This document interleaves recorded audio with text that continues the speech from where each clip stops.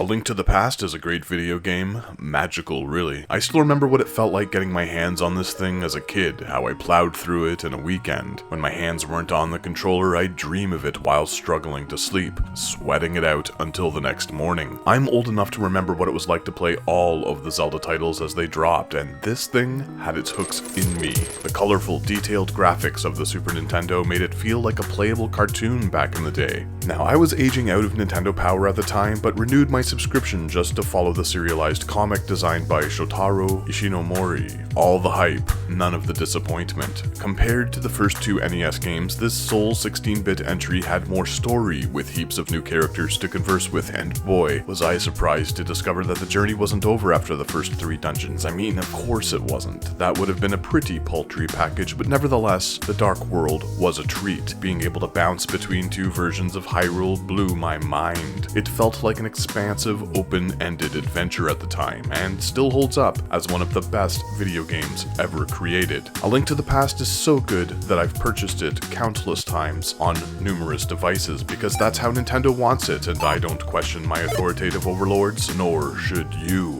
Nintendo died on the cross for our sins. Follow them to the edges of the earth, we will. I've never seen a place as rich in magic as Hyrule. The thing that makes Nintendo special is that they continue to create quality video games for all age groups and fully endorse fans to experiment with their properties without any pushback.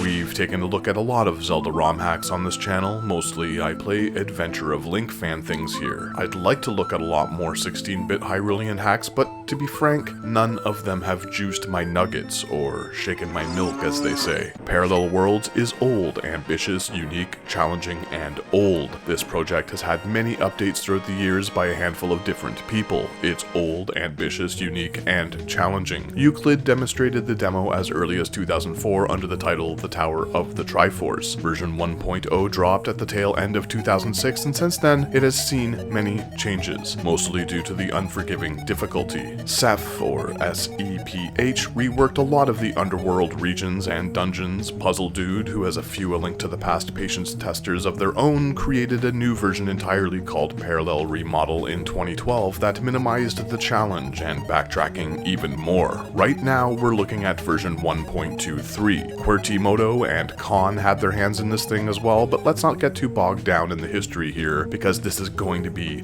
a long enough video. As someone who has been following this thing for well over a decade, I have a lot of opinions. Typically, when I tackle one of these fan games, I tend to stick to the positive, but with Parallel Worlds, it's going to be hard. If you're sensitive to criticism, you should probably bounce right now, because not everything is puppy dogs and roses.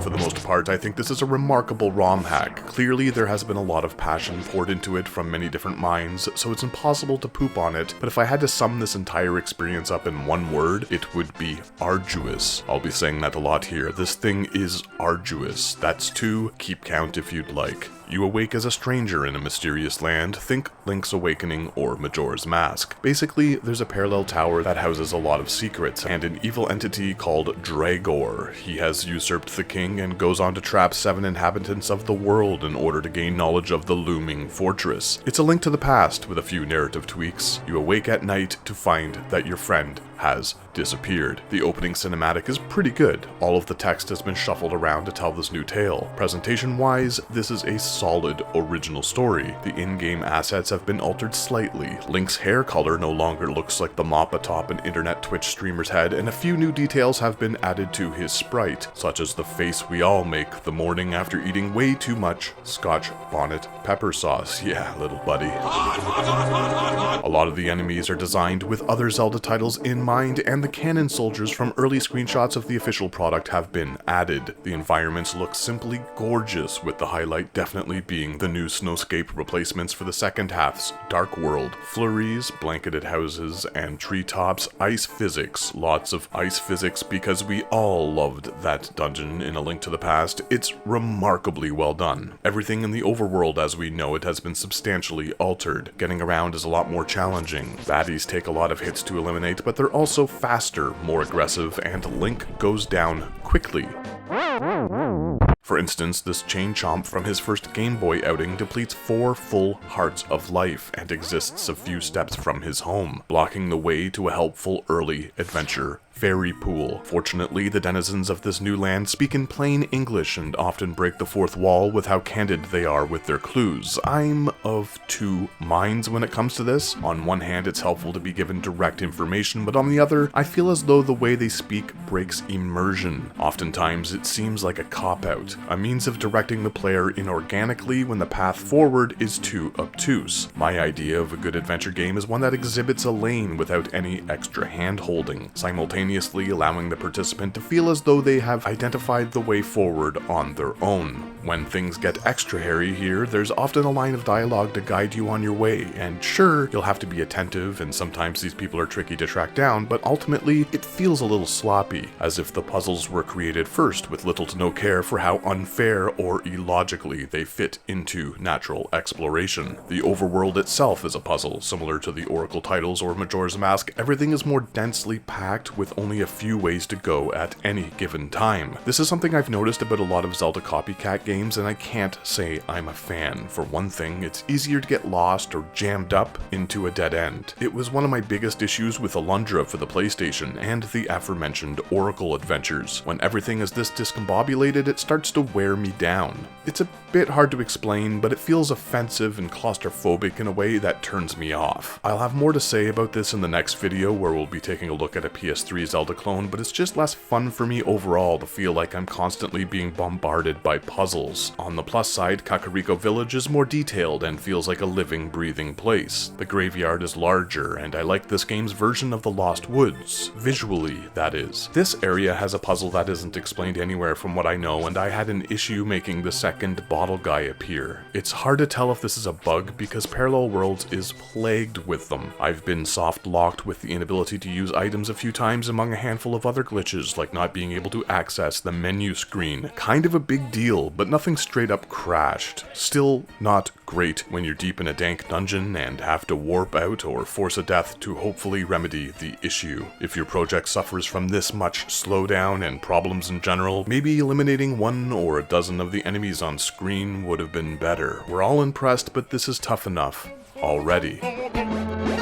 In this game's earlier forms, the player was expected to conquer the first dungeon, the guard tower, without a sword or any way to defend themselves. It's an interesting approach and one that I enjoyed quite a bit, despite how lengthy the entire ordeal was. A punch was later added, enabling Link to stun enemies during this initial stretch, probably due to how many people complained over the difficulty. At the end of the day, I've always found it to be a straightforward sequence of events. Gathering keys, solving a few block puzzles, navigating a maze. It's all stuff we've seen before. The path to the guardhouse is a bit of a pain with projectile spewing statues and dark caves, but it's all doable without a weapon, and perfectly exhibits the developer's intent to create a Zelda experience for expert A Link to the Past veterans. I also dig the inclusion of the boomerang as an optional item here. In every previous playthrough, I double-backed to get it, but while capturing footage here, it completely slipped my mind, so I was forced to push forward without. From what I can tell, there's no way to return to this area after a certain point, which is a reasonable penalty as far as I'm concerned, as the weapon really isn't required and it can be obtained much later, though if one fails to grab it at the beginning, it appears instead of the upgrade, meaning you can't get the red boomerang, which travels further, which is fine because I think I used the thing once throughout my entire playthrough. Ta-da! Ta-da!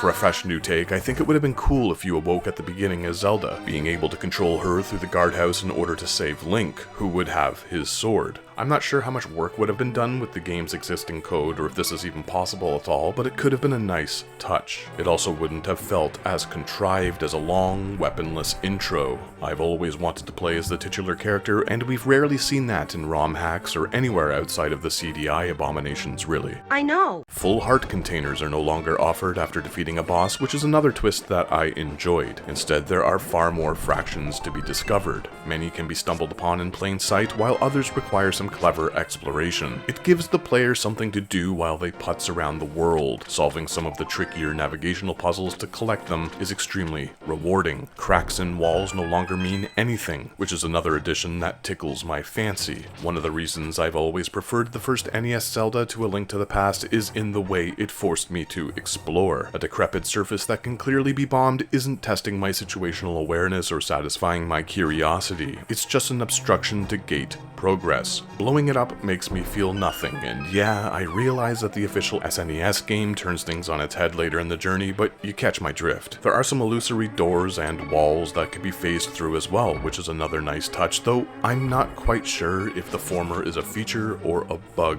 Clearly you're meant to walk into walls as there are handfuls of secrets lying within, but I'm not sure about the door thing. Either way, it's a cool homage to Zelda's second quest and the Adventure of Link on the NES. Some might think this is a tad unfair, but as a fan of those titles, I dig it. Almost all of the items are more useful. Many of the environments are shrouded in darkness, making the lantern a greater asset than ever, but after a while the overabundance of this gimmick began to feel cheap and tacky. It adds more difficulty to an already challenging experience and comes off as lazy in some places. Granted, this was a thing in the first NES title, but at least the room would stay lit when the candle was used. Bosses now appear anywhere, which is fine as this was a regular occurrence in the original Zelda, but obfuscating my view while so many things are going on only annoys me. For an example, in this early dungeon, there's an arduous fight due to the always present fire-spewing statue and stone projectiles that erupt from the floor when this sub-boss emerges. The amount of hits it takes to bring this thing down is borderline absurd, and it needs to be fought every time one fails in the labyrinth, as it's the only path forward. This is frustrating just for the sake of it. Overall, this challenge derives from wearing the player down. It's a battle of attrition and something Parallel Worlds does often, but this is probably the earliest, best example I could posit. Fun is subjective, and to me, this kind of stuff just isn't it. I can get behind a well-conceived level layout that entangles me for hours and be entertained while parsing a solution, but stuff like this is mean-spirited and fundamentally lacking in creativity. There's more of this, many instances throughout in fact, that feel cruel and unfair, but we'll move on.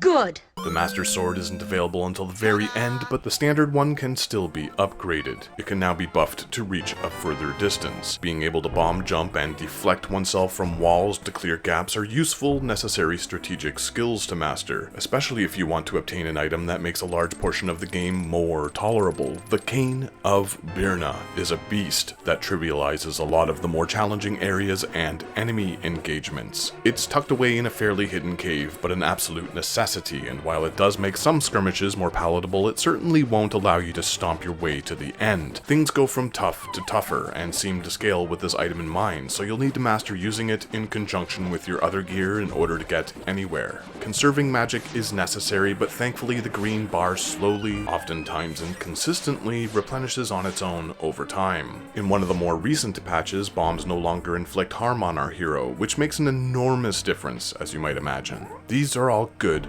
thoughtful additions that really balance out the bull. I'm sure some speedrunners could get by without trusty old Birna, but some later dungeons contain rooms which seem to force damage onto the player, so it's a mandatory pickup for me. The sword might be weaker overall, but at least the items have been given appropriate buffs. A lot of Link's gear now represents pickups and lore implications from later entries in the series. Goron bracelets replace the Power Glove. Power glove. And the Mirror Shield looks a lot more like its Ocarina of Time counterpart. Dungeons are named after characters from that first N64 outing, and the title of each is shown at the bottom while exploring them. Maps are no longer a thing in these areas, which sounds worse than it is. Some are truly complex, but I'm not sure how helpful a guide would truly be, since the majority of the more puzzle-heavy variants require a lot of backtracking and vertical navigation. I'm only guessing, but it would have probably required a ton of work to lay these places out. Perhaps it simply wasn't possible due to the engine. Either way, I'm fine with the omission, but some people may feel that these areas are too tough to handle without a visual guide. There's an equal balance of puzzle dungeons and combat variants. Some gimmicks really work well for me, such as the one that requires the player to swim across projectile-spewing gauntlets to progress. I also enjoyed the one named after Darunia, which felt like the ruins of a Zelda 1 labyrinth, complete with familiar landmarks, deliberate, well-placed enemies, and a remixed theme.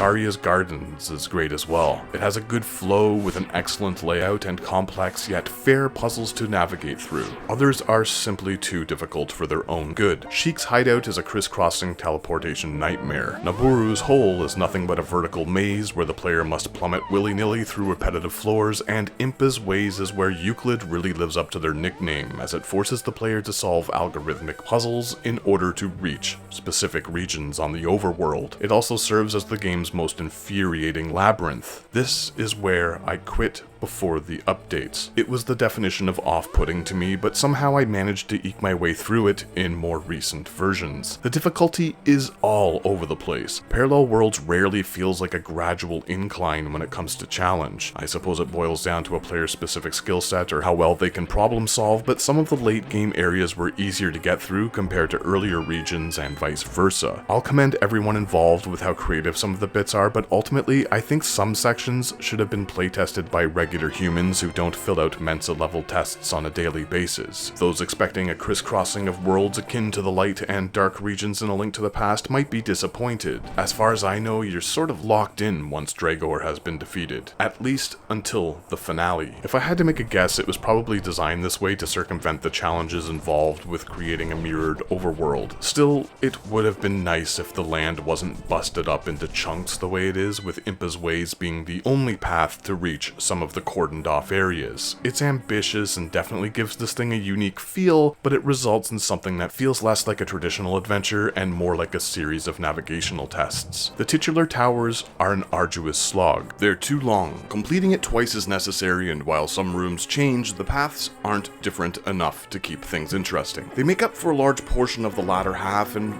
well, they just fucking suck. Get it? Moving on.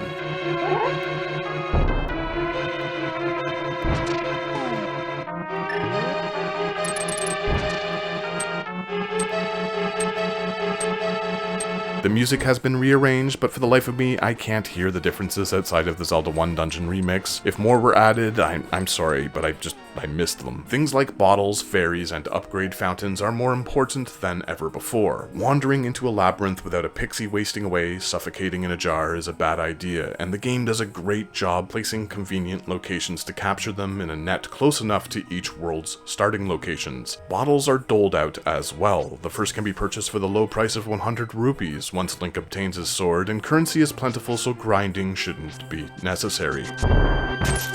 Dumping loads into fountains for upgrades is more essential than ever before, as they contain almost mandatory permanent perks. Hearts, bombs, and arrows are rarely dropped from enemies, but the shovel is offered early enough to dig them up from the ground. Pots can now be busted open with the sword, and there are specific rooms where items can be reliably found. Medora's book has been reworked to act like the mirror in dungeons, enabling a player to warp to the beginning, and Pegasus boots are simply awesome in this ROM hack. Remember how Link could only dash in a straight line in the original? Well, now it's possible to change his trajectory mid-charge, making it feel like a mini-game of sorts. Plus, you can now do this.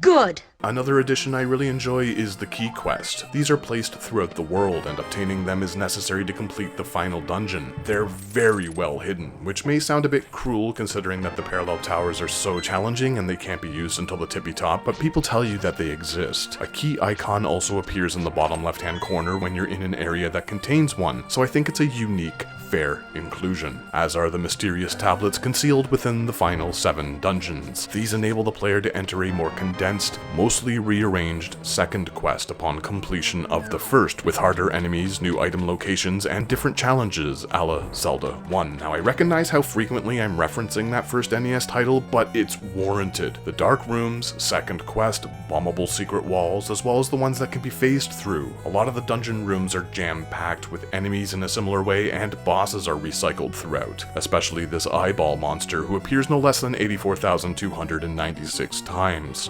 Ta-da! Big bads often inhabit spaces that are less than comfortable. This Dragor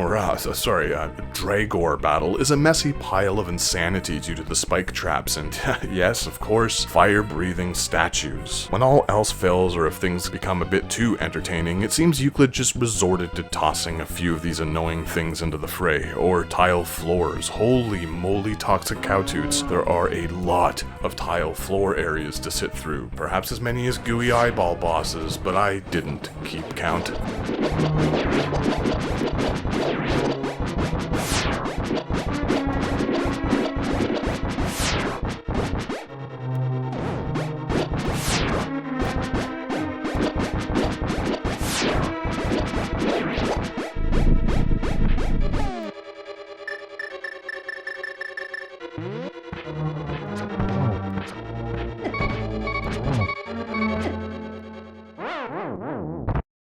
Good.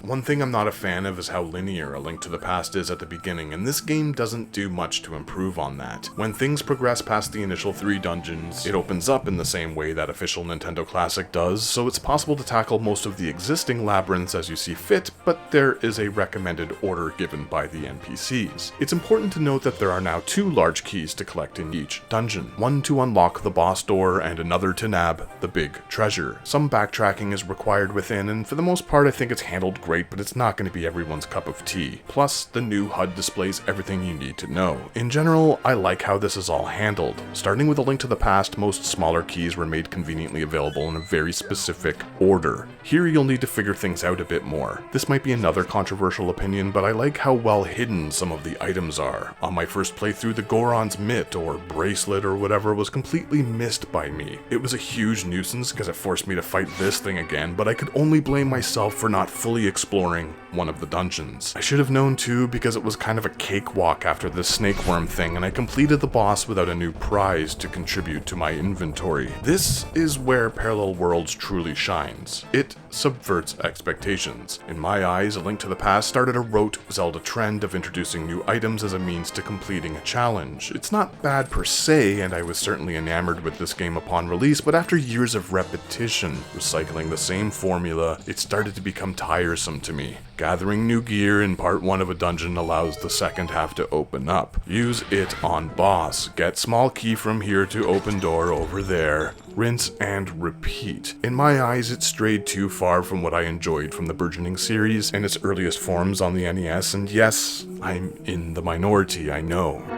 Here in Parallel Worlds, keys aren't necessarily given to the player in a specific linear order. Exploration, and more importantly, imagination is required to gather all the goodies that lie within these puzzle boxes. The harsher difficulty often adds to the excitement. Have I collected everything there is in this place? I'm all out of fairies and can easily tackle the boss, but have I scoured this entire location? I really don't want to restart from the beginning because this place gets rough. Do I risk it? There are rewards for taking these chances, such as a new suit that reduces damage. Again, this just feels more like the first Zelda. Ganon's lair in that one was a nightmare to traverse, and while it wasn't necessary to grab the red tunic, it was a nice addition. That's what Parallel Worlds feels like at its best. Sure, you could ignore the cane, the magic upgrades, and the garb, but is it worth it in the long run? How do you want to play? It's also nice that when loading a save, all heart containers are filled up automatically. Dying in those old games only to be given a seemingly arbitrary amount upon continuing was a nuisance. Combat in A Link to the Past wasn't all that complex. In Parallel Worlds, there's more risk at all times. For a game focused on a hardcore audience, I would have thought they'd find a way to get rid of the low health beeping noise at least. I've said it before in other Zelda ROM hack reviews, but the first thing that should be eliminated is that wretched reminder. Anyone with half a brain can simply scroll their eyeballs up to look at the life bar. Eyeballs! Holding a pair of buttons often reveals secrets by hiding layers, something that isn't necessary to complete the game, but definitely helpful in a few of the dungeons where traps lie hidden beneath floors. It's clear these areas were designed with this trick in mind. It's as evil as it is clever.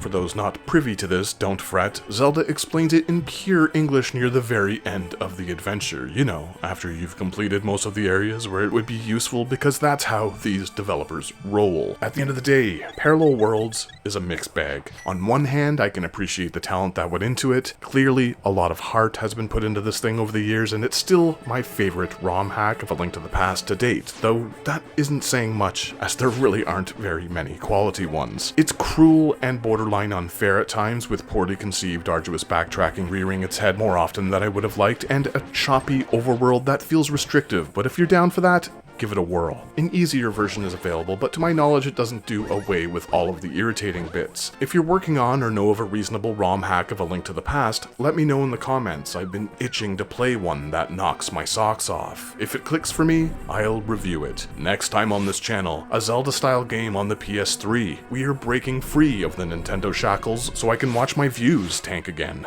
Nintendo brings an audience because Nintendo has, is, and always will be for the people. Stay tuned.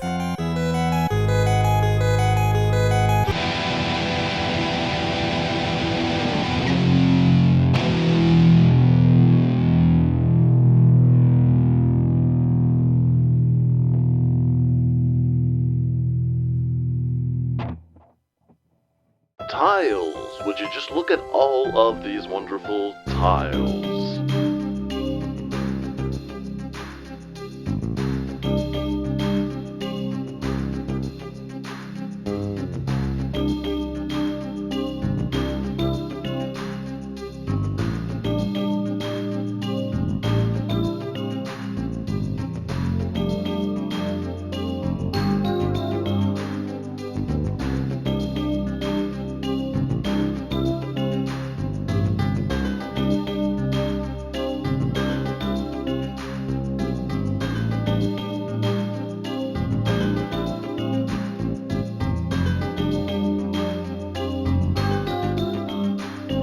If tiles won't stick to the floor, ask for help. Susie here is a professional.